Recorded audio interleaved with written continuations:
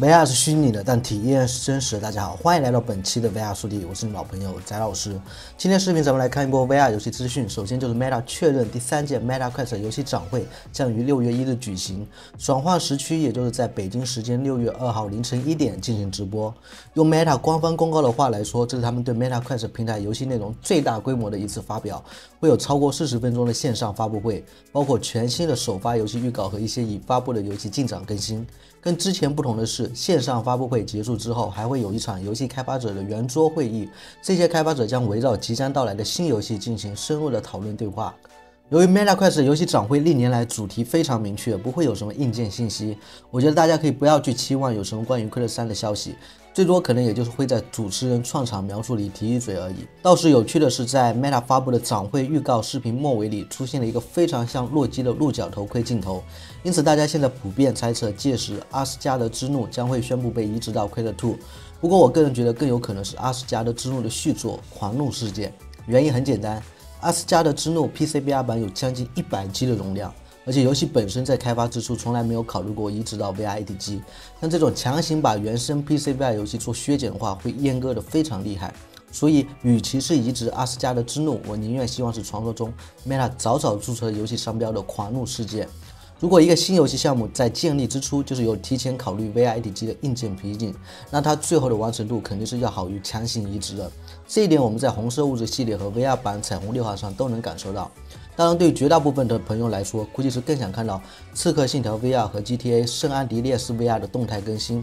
毕竟都已经是成年大饼了嘛。那也确实是存在这一可能的。考虑到育碧在6月13号会举办游戏前瞻会 ，Meta 提前在6月1日透分不是没有可能。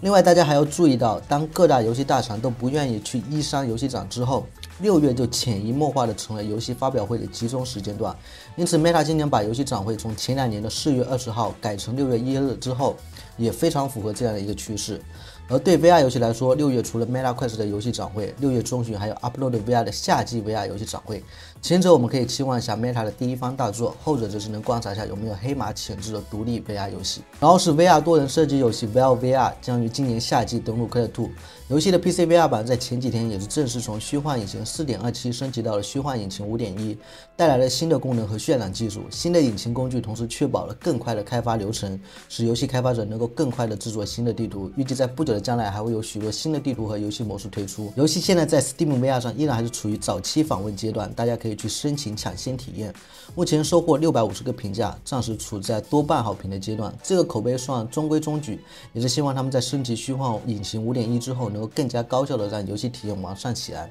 其实 Valve 在诸多多人设计的 VR 游戏里很有辨识度，美术风格很有艺术性，枪械交互也更多强调物理性。开发者还把游戏大厅设计成了一个社交空间 ，VR 玩家可以在游戏比赛之外也能有更多沉浸式的互动交流聚会，还是很看好他们在 Quest 上的表现的，大家可以保持期待。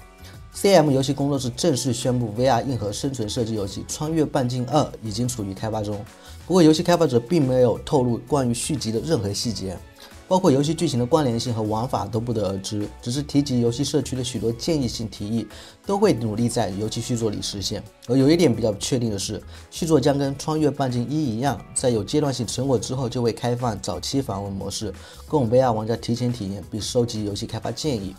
对于《穿越半径1》，之前也是刚刚引进登陆了 Pico 国服，感觉就像是他们完成了国服适配之后，就开始正式进入续作的开发周期了。在这个开发期间，《穿越半径1》依然会得到2次重要的更新。即将发布的 2.7 版更新将完善游戏故事并带来技术改进，而 2.8 版本的更新预计将为 PC VR 版带来 MOD 支持，后续 Quest 2版本也可能获得 MOD 支持，但不能100%保证。而在这之后，除了必要的 bug 错误修复和调整，他们就会正式结束穿越半径1的开发。接着是6月16日推出了 F123，确认将支持 VR 模式。这是 Codemasters 继尘埃拉力赛 2.0、F122 和超级房车赛传奇 VR 1.7版之后，继续保持对 VR 游玩的支持。如果你是预购冠军版的话，可以于6月13日提前解锁游玩。作为年货游戏作品 ，F123 的故事模式还是做了一些改变的。全新的刹车点主线剧情篇章将带来更紧张激情的极速竞争，同时还新增了拉斯维加斯与卡塔尔的2条赛道。不过虽然该作也会同期登陆 PS5，但还不确定是否同时支持 PSVR2。鉴于 GT 赛车7在 PSVR2 上的高度适配和好评连连，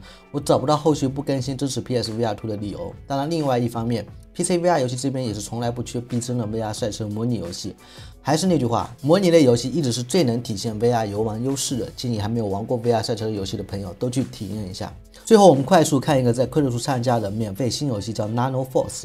你可以把它当成 VR 低配版喷射战士。这款基于喷射油漆的 FPS VR 游戏，需要玩家在时间耗尽之前，用自己团队的颜色喷洒彩色粘液，并覆盖比赛场地，同时还要保证不被敌人的炮火所淹没。每位玩家有3把枪可以选择，这3把枪还会有3种变体形态。游戏处在早期发布阶段，暂时只有一个关卡地图，场景构建和模型材质都很粗糙，完成度还是比较低的。假如你身边有同样爱玩 VR 游戏的朋友，熟人一起联机可能还是比较有趣的。但是单独一个人玩现在的版本应该会觉得很没意思，所以感兴趣的朋友可以保持关注一下，看看后续的更新情况再说。OK， 那本期的视频就到这里。我们是不等待 VR 成熟，而是陪着 VR 成熟，龙进 VR 宅入圈。如果你也是对 VR 相关感兴趣，欢迎关注我的频道，点赞、投币、转发3连。那我们下期视频再见。